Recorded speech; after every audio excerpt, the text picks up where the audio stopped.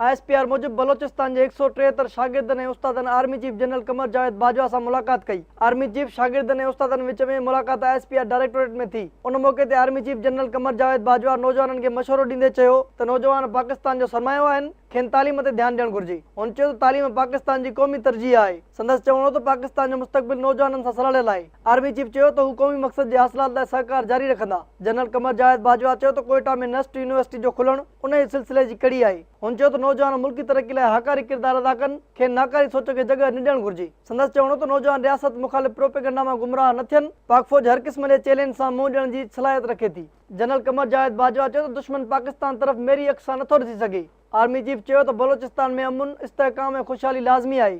हुन चयो त पाकिस्तान बलोचिस्तान खां सवाइ अणपूरो आहे। संदसि चवणो त पाक फ़ौज हुकूमत सां गॾिजी मुल्क में तरक़ी ऐं बहितरी लाइ कमु करे रही आहे। Army chief general Qamar Javed Bajwa चयो त पाक फ़ौज पुरअमन, महफ़ूज़ ऐं मज़बूत पाकिस्तान जे अज़मत ते क़ाइमु आहे। हुन चयो त क़ौमी सहकार सां इंतहा पसंदी जे ख़ात्मे में कामयाबी हासिल थी। Army chief general Qamar Javed Bajwa चयो त पाक फ़ौज दहशतगर्दी ऐं इंतहा पसंदी जे ख़ात्मे में वॾियूं कामयाबियूं हासिल कयूं आहिनि। Now our focus is towards Balochistan. Pakistan cannot succeed, Pakistan cannot develop if there's no cohesion between all the federating units. How can Pakistan develop without Balochistan being developed? Balochistan is totally integrated into the main society. Starting construction of number of schools, APS schools in various parts of Balochistan. We will have NUST campus in Quetta. So we have to enhance the capacity so that people can go and serve in Balochistan. ये पाकिस्तान है, उसमें तान जो है वो बलोचिस्तान से है। Have faith in this country. Together, if we join hands, we can take, sky is the limit. This is our country. We have to live here and we have to die here. My stakes are in this country.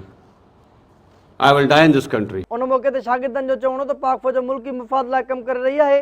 उन्हनि चयो त पाक फ़ौज पेशेवराणे महारतुनि सां सरशार आहे, जंहिं सबबि मुल्की हालतूं बहितर थियूं आहिनि। नौजवाननि आर्मी चीफ के मुल्क में अमन ऐं बहितरी लाइ किरदार अदा करण जी ख़ातिरी पिणु कराई। उन्होंने बातें की कि बलूचिस्तान अब उनका फोकस है, तो इंशाल्लाह हम बहुत पुरुमीद हैं कि अब हमारा बलूचिस्तान खुशहाल बलूचिस्तान होगा। अब हमारा बलूचिस्तान तरक्की करेगा और अब हमें भी रोज़गार मिलेगा। यहाँ पर चीफ आर्मी स्टाफ से मिले और उन्होंने बहुत हमें उम्मीद भी दी, एक सिक्योर मुल्क की, एक फॉरवर्ड कंट्री की एक ख्वाब दिखाया। मुख्तलिफ प्रोजेक्ट्स के बारे में उन्होंने बात की कि बलूचिस्तान में रोड्स और स्कूल्स, कॉलेजेस, मुख्तलिफ चीज़ें फ्यूचर के प्लानिंग में उनके शामिल है। मैं बहुत तहे दिल से शुक्रिया अदा करती हूँ आर्मी का, और बहुत पॉजिटिव वे में हमें बहुत सारी ऐसी नॉलेज मिली है जो हमें पहले नहीं पता थी।